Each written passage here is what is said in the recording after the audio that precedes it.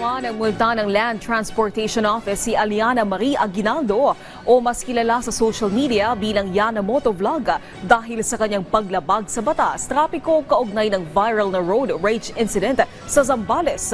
Ayon kay LTO Chief Assistant Secretary Vigor Mendoza II, pinagmulta si Yana Motovlog ng 5,000 piso dahil sa paggamit ng motorsiklong walang side mirror at karagdagang 2,000 piso para sa reckless driving.